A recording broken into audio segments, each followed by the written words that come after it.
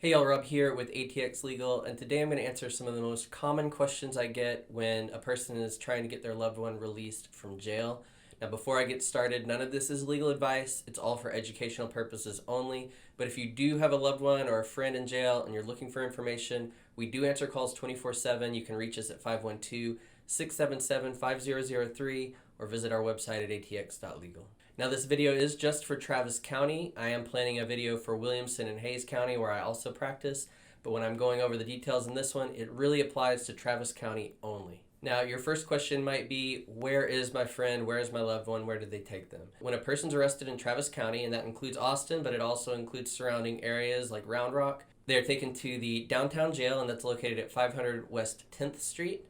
After they've been there a couple days, sometimes they are transported to Del Valle at the Travis County Correctional Complex. Now, there's a blog linked in the description, and it will have links to all the pages that I mentioned. And in my blog, you can click a link, you can put in your friend's name, and it will tell you, are they in the downtown jail? Have they been moved to the Travis County Correctional? And in rare cases, they could be moved out of county as well. So if you go to that link and put in their name, you can know for sure. Now, another common question I get is, how long are they going to spend in jail? And of course, that's going to vary based on the charge, whether it's a misdemeanor or felony, and a lot of other factors. But in general, a minor DWI, they are going to be released the next day. Now, that theory has been tested a little bit lately as the Travis County Jail has been very understaffed and people are spending sometimes 2 days in jail. It's never really going to be more than 48 hours if it's a minor offense where they get a PR bond. Now, a PR bond is a personal recognizance bond. It's free except for a $20 or $40 charge, and I'll discuss that in more detail later. Now, let's say it's a more serious charge, whether that's a violent misdemeanor or a felony or anything else that's more serious. Let's say there was an accident with a serious injury with the DWI. All of these factors could mean that you're staying in custody longer. In a lot of these cases, the judge is not going to approve a PR bond.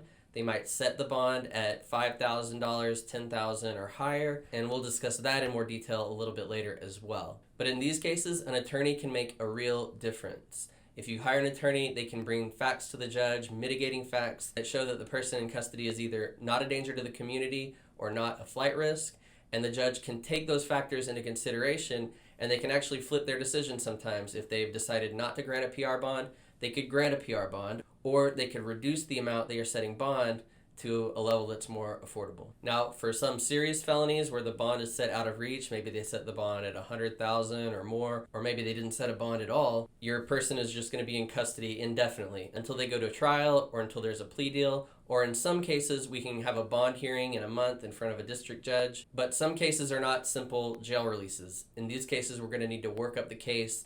We're going to need to set bond hearings. We're going to have witnesses, and it's going to be months or in some cases even years before a person is released. Another common question I get is, how much does bond cost? So let's say we're talking about a case where a PR bond was denied and bond was set at $15,000, $20,000. Now, you could post a cash bond, and that means you would post the full amount. If the bond was set at $15,000, you would have to take the full $15,000 to the court, post that bond with the court, and you wouldn't get that money back until the case is concluded. But at the conclusion of the case, you could get that money back, assuming that the person made it to court for all their court dates, and you would get that money back with a small fee taken out. Now, most people don't have a spare $15,000 lying around, so your option could be to go through a bondsman. With a bondsman, you post a percentage of that cash bond, usually about 10%, but it can vary, and the bondsman posts the full amount and gets your person released from jail. Now, in that case, you do not ever get that money back from the bondsman, and typically the bondsman asks for a cosigner, which means if the person doesn't make their court dates, they could actually go after you for the full amount of the bond. Now, if it's still unaffordable and you can't afford a bondsman, we can set the case for a bond reduction hearing. Usually that takes a few weeks to a month to get it set in front of the court. We can have you as the loved one or other witnesses come and testify on the defendant's behalf, and we can sometimes get that bond reduced to a lower amount. But the bottom line is, bond varies greatly. In rare cases, it can be as little as $1 for bonds. Misdemeanors are often set at $5,000. Felonies can also be $5,000 bonds, but they can also be much, much higher. It really does vary on a case-by-case basis. Another common question I get is, how can I get their stuff? If a person's arrested, all the personal belongings that they had with them are typically gathered in a Ziploc bag and stored at the jail. A lot of times these are important items like a phone or a wallet. Is there a way to get that from the jail? Yes, there is. The person can sign a release form. You can go to the jail and ask for that. They have to sign it, but once they sign that release form, they can turn over those items to you or to the attorney. A lot of times it's easier for the attorney to handle it, and then I can deliver that to the loved ones. But one thing to note is they're not going to release just one item. You're either taking none of the items or the whole bag. They're not going to release it piecemeal. Another big question I get is, who is pretrial services and why are they calling me? So if you got a phone number from a 512-854 number, it's often pretrial services, and they're calling to get a statement from you as a reference for the person, and they're trying to find out information. Now, here's where it's important for me to reiterate that this is not legal advice. I have not considered your specific situation, because there are times when you really don't want to talk to pretrial services, but most of the time you do want to talk to them because you can actually help them get out of custody. This is the place where you can help them the most. Now, pretrial services is going to ask you questions like, are they likely to return to court? Are they responsible?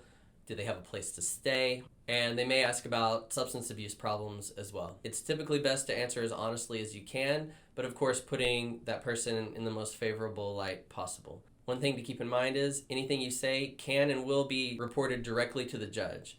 This isn't something that's confidential. It is going to be heard by the court, and the judge can consider your statement when deciding whether to grant a PR bond or how to set bond. So for that reason, it can be good to talk to an attorney before you call pretrial services and make a statement. Now, if you're like me and you don't answer calls from an unknown number, or if pretrial services just hasn't reached out to you, you can proactively reach out to them, let them know who you're calling about. And for the information on how to reach them, again, you can click the link on my blog, which will have the link to pretrial services. Now, another question I get is, will they be appointed a lawyer? And if you watch my recent video about court-appointed counsel at that first appearance, you'll know the answer is no, at least not at that first appearance. So if you're waiting for a court-appointed attorney, that could be a few days to a week before you have that attorney working on your case. I hope this video answered some of your questions. The bottom line is an attorney really can get your person out sooner, sometimes a few hours sooner, sometimes days or weeks sooner. It just depends on the situation.